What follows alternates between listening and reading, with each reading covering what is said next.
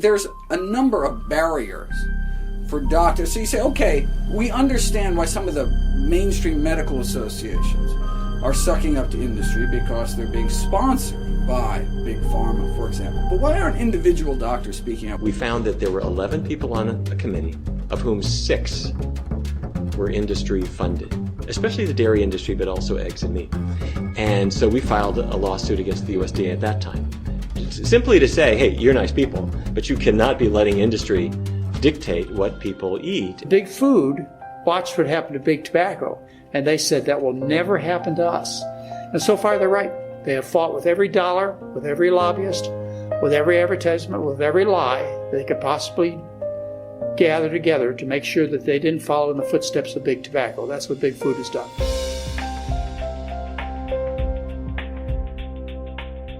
Thank you so much for doing this interview. It's my pleasure. pleasure. Really appreciate it. Is veganism a dirty word in your kind of medical setting? No, vegan is a very important term because it describes no animal foods, meat, fish, eggs, or dairy products, but it's not inclusive of a health-promoting diet. You can have a vegan diet that's very unhealthy. For example, Coca-Cola, or any soda, I should say soda pop, could be a vegan food, but it doesn't make it healthy. French fries might be vegan, but they're not going to be healthy.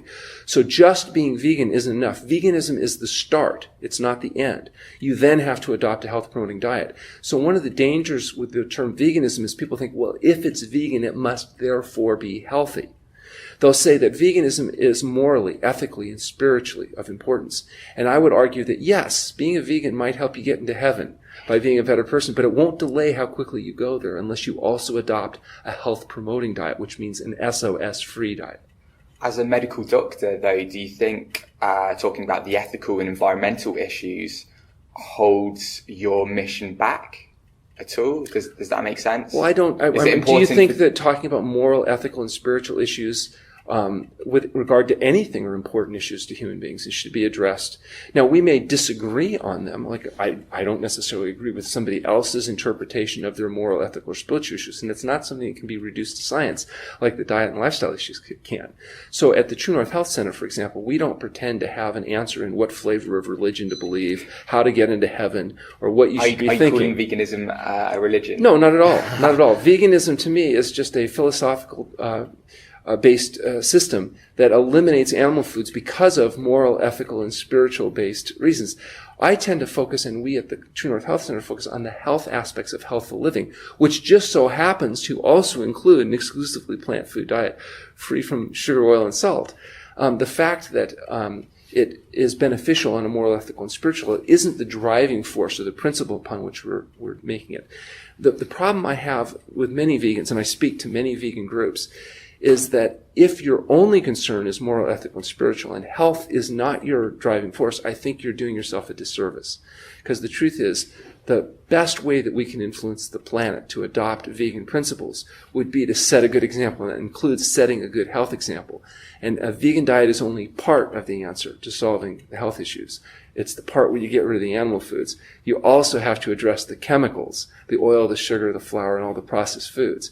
Many vegans set a poor example because although they are morally, ethically, and spiritually clean because they don't use animal foods, they're compromising their own internal health by adopting pleasure trap-based, highly processed foods. But the argument that I'm making to my patients is not, this is the program that's going to get you into heaven.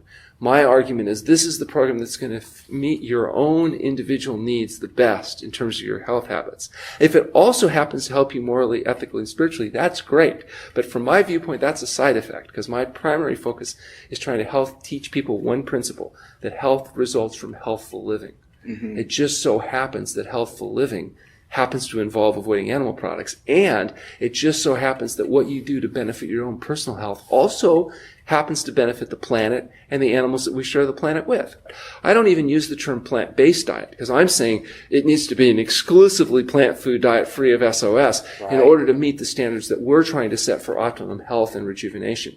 So I'm using the terms I use not as a slight to veganism, but because veganism connotes a different meaning than the meaning I'm trying to convey when I happen to discuss it politically. But I'm certainly proud to be a vegan. I've been a vegan since I was 16 years old. I decided to do a 50-year experiment with veganism at 16, and I will absolutely fulfill that, and then I'll reevaluate it. Can you talk about the progress in the plant-based movement and how it's kind of evolved? Because I've only been vegan 4 or 5 years and I've noticed a huge shift in that time. Well, clearly there's been a dynamic change. Part of it is economically driven. Once places like Costco and Walmart and traditional retail sources found that there's a demand for organic or vegan food, of course, then they begin to promote it, which is of course good. There's been the people in the movement that are familiar with particularly vegan nutrition have gained notoriety. So you have people like Neil Bernard and John McDougall and Dean Ornish, people like that. They're Joel Furman. They're getting massive media exposure and therefore being able to get that message out in a way that maybe wasn't possible before. There's been excellent video and books that have been written that make a very compelling argument for the science and the rationale and the philosophy behind it. So those materials maybe weren't available, or at least not that quality of material available in the past. So now I think any intelligent person that bothers to do their homework can find a rather cogent argument favoring a plant-based diet and the type of recommendations that are being made. So today we're in, I think, much better shape educationally. There's still a lot of forces of evil that would like to see the status quo sustained. And so, I'm not sure that what the percentage changes might be in terms of how many people have actually adopted a vegan diet. But what I can say is that the ability to make that change is certainly better today than it might have been in the past. You said there are some forces of evil. That's quite conspiratorial. Well, I don't what think do you it's mean by conspiratorial that? at all. More It's just economic. that people want to give people what they want, and they want to give you what you want, not necessarily what you need. The person that's marketing a product isn't thinking, well, what's in your best health interest? They're thinking, what do you want the most that you're willing to pay the most for and pay the most consistently? It's just like to say in restaurants, there's not a conspiracy against veganism in restaurants. They're just giving people what they ask. And if people ask for vegan meals, well, guess what? Pretty soon they start offering vegan meals because they don't care. They just want your money. And so we need to take responsibility to tell them what they need to do so we will give them our money. And then they will begin to modify. Why do you think Walmart is selling organic produce? Because people said they wanted to give them money if they would carry those products. And so they did. And the same thing is true with Costco. So we need to speak up and speak with our dollars. I don't think it's a conspiracy against veganism. It's just a conspiracy for economics. In terms of the low-carb doctors, I see them as a kind of threat to the movement because they provide so much misinformation. Bit of a controversial question coming up. You don't have to answer it, but do you think these people are misinformed, or is it due to a lack of integrity? I think mostly it's well-intentioned, misguided people that are just so busy telling people what they want to hear that they don't really have time to actually investigate and figure out what the truth of the matter is. The reality is that there's a lot of people that sometimes are well-intentioned, misguided idiots, and oftentimes they're in a position of power politically or involved in organizations that can be a real pain and really disturbing. And it's not, and the part of the problem is it's not that they're evil people, they're just really stupid or really misguided. And as a consequence, they make decisions that are unfortunate. There's also people that know full well what the truth is, but their own financial vested interests are so powerful that they really aren't willing to admit up to it. And so they make decisions, unfortunately. I'll give you an example. We have physicians in our community that refer their family to us, that come in themselves, that participate, would never refer patients because they don't want to be seen as a quack referring people to alternative, particularly specialists that are dependent on family practice referral for their business. They would maybe sublimate their advice to patients to protect their business interests, even though personally, they're committed to the facts. That type of hypocrisy happens not just in physicians, but also in politicians. It happens in businesses. It happens kind of throughout our society. And it's understandable, but it doesn't make it desirable. And when you've got low-carb diets giving great short-term results, it kind of it's easy for them to sell their ideas. Well, also, the rationale would be, maybe the low-carb diet isn't really health-promoting, and maybe it isn't that good of a thing, but it's better than the alternative.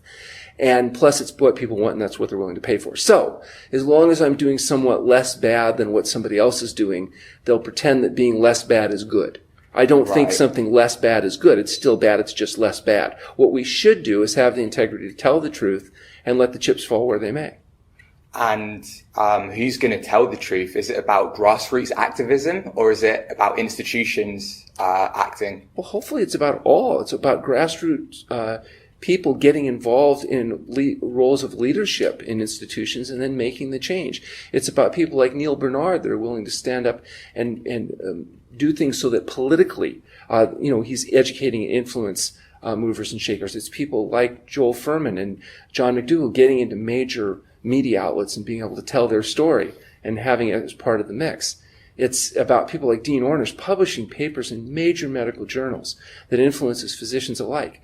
It's about all of the people that are trying to educate and inform not just the public but also the health professionals and even the scientists. And until there's credible data, a lot of people aren't going to be looking to anecdotal stories. They want published, credible data to be able to convince them that what we're claiming to be true is true.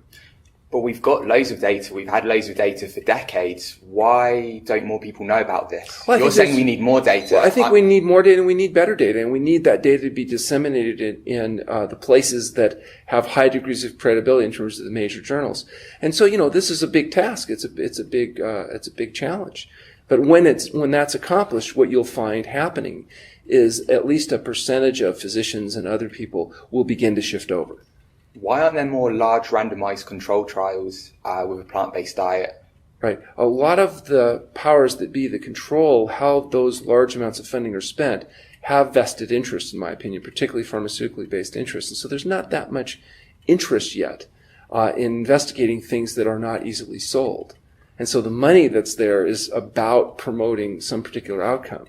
And we continue to vote people into political power that maybe aren't necessarily have our broad scale interests at heart. They have their own interests and their own manipulations from the powers that be that tend to support them. So I think we do have to start at a grassroots level, if nothing else, educating people that are going to act in our interests in terms of representing what our long-term interests are in terms of health and healthful living, diet policy, etc. Mm-hmm. Can you just expatiate on the big pharma point you made and talk about the relationship between big business, big pharma, and how that's impacting us, the people, and our health? Well, I think a good example, though, is when people started to demand organic produce, then what happened was, and people realized they could make money providing that demand, you started seeing large-scale organic farmers going into production and feeding people like your Costco's and your major outlets. I think that's a healthy development. Because, again, I don't think the conspiracy is against health or vegetarianism or anything. It's for money. So, again, if we have good evidence that people are willing and are motivated to provide a demand for the products, I think the products will be provided. Are there any other barriers that you haven't mentioned? Yes, the biggest barrier is, unfortunately, the pleasure trap. The hidden force that undermines health and happiness is the artificial stimulation of dopamine in the brain of human beings when they're exposed to either artificially concentrated sources of calories or drug-like effects. So people are literally addicted to the artificial stimulation of this pleasure neurochemistry in their brain. And as a consequence, when they stop taking drugs or drinking alcohol or stop smoking or stop using coffee or stop eating sugar, oil, and salt, they go through a withdrawal effect that's very uncomfortable. The healthiest diet for the vast majority of people is an exclusively plant food diet that eliminates sugar, including refined carbohydrates, oil, and salt, that's derived exclusively from whole fruit, vegetables, grains, legumes, nuts, and seeds. That's the diet that people should be eating. Unfortunately, it's not the common or popular diet. And so trying to adopt that diet in a world that seems more designed to make you fat, sick, and miserable is a great challenge. You're an expert on fasting. At what point do you say a whole food plant-based diet isn't going to do the job? Come over to my clinic. Well, we're a clinic that services a lot of the whole food plant-based diet doctors. In other words, they put people on these diets, and the vast majority of them do fabulously well. But once in a while, a person has a problem with their blood pressure, despite good dietary change, isn't coming down quickly enough, or they still have some autoimmune-related symptoms, or they develop a condition like lymphoma. And then those doctors will send us those patients for kind of the turn up the heat a little bit. We use long-term water-only fasting and a very strict version of an exclusively plant food, SOS-free diet. And for a significant percentage of those people, that's enough to do the trick. Not everybody necessarily has to do all of those things in order to stay well. But we believe that at least for the people that a plant food diet alone isn't enough, that's a good option. Or for people that are really interested in maximizing the rejuvenative effects that are potential. Reversing the aging process is trying to maximize this may be that extra little niche that can be of help to them. Does fasting help the compliance? So if you said to somebody, hey, you should go on a whole food plant-based diet for your health, if you got them to fast first, would that help them keep to the diet that you recommend? Well, on many levels, fasting does seem to help. Taste neuroadaptation is one of those examples where good foods taste not good to people when they're addicted to the pleasure trap. And if you take salt, for example, it takes about 30 days on a low-salt diet for people on average to neuroadapt to a low-salt diet. But on fasting, it happens very quickly. So by the time you're done fasting, now they can actually taste the natural sodium in chard, and they like it. Whereas before, it doesn't have much taste. They've got such a perverted palate that they can't really enjoy the subtle but very wonderful flavors of whole natural foods. After fasting, most people experience whole natural foods as being very delightful. Now, if they go back to the artificial stimulation of the drug-like chemicals added to their food, eventually they'll get addicted again and lose their desire. In fact, it's one of the ways you can tell if a person needs to fast. If good foods don't taste good to them, they may need to fast. Absolutely. So if good foods taste good, then they can eat those good foods and the body heals itself. And if they do it long enough, they get well. For example, fat. And if you're on a high-fat diet, it takes about 3 months to neuroadapt to a low-fat diet. That process happens much quicker in fasting. And it's hard to get people to comply if they aren't being satisfied with their food. So their fasting has a useful tool. Also, when people are in pain and not sleeping well and not feeling well, it's hard to put the extra effort into dealing in a society designed to make you fat, sick, and miserable and overcome those challenges. When people feel good, they can put up more with some of the challenges that they inevitably face living in this world that's not set up to support us being healthy vegans. When you say society is designed to make you fat, sick, and yes, unhealthy. by giving you what you want, not what you need. And what you want is as much stimulation of dopamine as you can get as easily as possible. Because the motivational triad of human beings is pleasure-seeking, pain avoidance, and energy conservation. So you want to get as much pleasure with as little pain and as little effort as possible, and that's how you're programmed. You can override it volitionally because you have volitional consciousness as a human, but it does take energy. And if you don't have any energy because you're fat, sick, and miserable from your diet, you're unlikely to take the actions necessary to be successful. Could you talk about, we've talked about the progress a little bit, but can you talk about the progress specifically in the last sort of year or two? In 2014, Kaiser Permanente got involved. In 2015, there was a big article out, I can't remember in which journal, and the World Health Organization came out saying red and processed meat is as carcinogenic as tobacco smoking. Have there been any events that really stand out to you in the last sort of 12 months that really give you hope? Well, I tell you, just personally, I was tremendously pleased when the British Medical Journal agreed to publish a case report from us on the treatment of lymphoma with the use of fasting and a vegan, exclusively plant food, SOS-free diet. So the fact that a major medical journal was even willing to tolerate putting that information, including a very detailed description I mentioned of exactly the diet that we were recommending and was used by this patient in their journal, is an encouraging change. In the past, that may not have happened. We have a number of articles right now in the chute, so to speak, and we'll see how successful we are at getting them published. But it may very well be there is a change that's occurring. It's hard to quantify those changes. But there's no question that the quality of the leadership in this health-promoting kind of environment is continuing to increase as we attract more and more bigger, brighter, better folks into the movement, both quantity and quality. And hopefully the net effect that that's going to be profound to where we can get a significant percentage of the population at least sympathetic to the idea that this might be a good concept. Honestly, though, do you think change is happening quickly enough? No, change is not happening quickly enough because, literally the survival of the planet probably is at stake. And if not the planet, at least the ability of humans to live on the planet. And I think one of the most important things that you could do is likely to adopt these things that actually benefit you, your internal health. Those same behaviors are likely to be the same behaviors that are going to help our external environment equally. So I think there is some urgency to it, but, like anything, you go as quick as you can go. You said there's some urgency to it. What do you think the biggest threat to the movement is? We've kind of talked about some of the barriers, but if you were to kind of pick, if you can't think of one, maybe a couple of threats to the movement, what would they be? Well, I think actually one of the threats to the movement is actually its success. As the basic kind of extreme principles become accepted and get kind of watered down and diluted and becoming mainstream, it tends to lead people to think that kind of a halfway effort might be good enough. In my practice, I see the people that the halfway approaches or the partial attempts are not successful, so I have a bias. I'm used to seeing the people, they've done their best, but it's not good enough. And so I tend to naturally think that you have to do it to the full extent that we recommend it in order for it to work. That may not be the case. Maybe there's millions of people out there doing great with less stringent and less severe aversion. That's just not my world.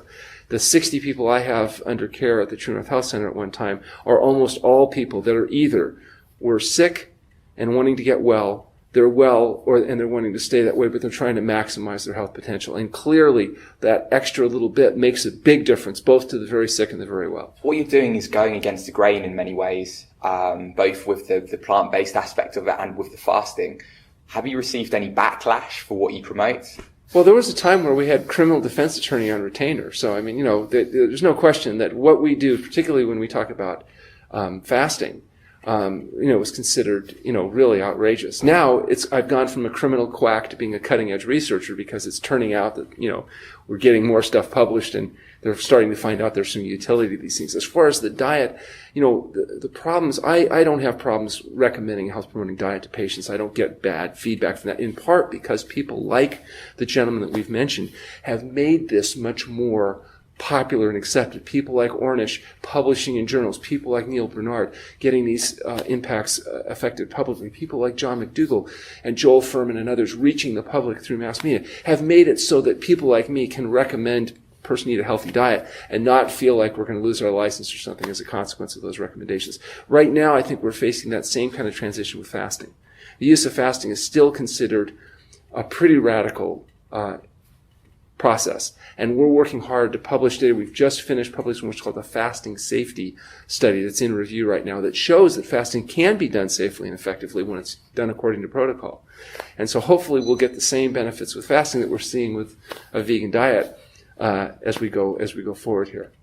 Your role model to so many people. Who are your role models? Well, my heroes include people like T. Colin Campbell.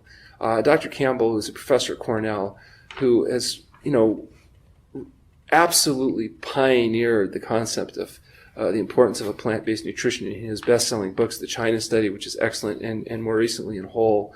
With the research that he's published, hundreds of papers in the scientific literature, the most important of which were a couple studies he did with us in helping get our papers published on medically supervised water-only fasting and the treatment of hypertension.